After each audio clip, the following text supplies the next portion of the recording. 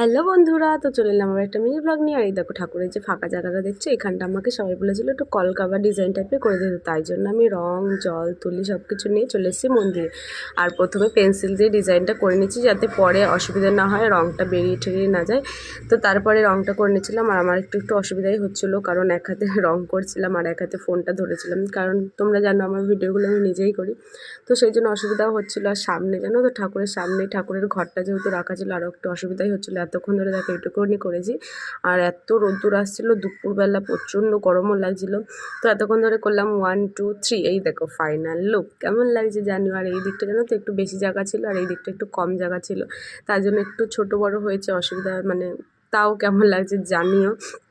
আর আমার হাতের অবস্থা দেখো, ভাবছো তো কালো কেন, এগুলো হচ্ছে পেন্সিলের বারুদের জন্য এরকম হয়ে গেছে। তো যাই হোক, এই দেখো তারপরে সাজিয়ে দিলাম, কেমন লাগছে জানিও। দেখা হচ্ছে নেক্সট ভিডিওতে। Tata, subscribe.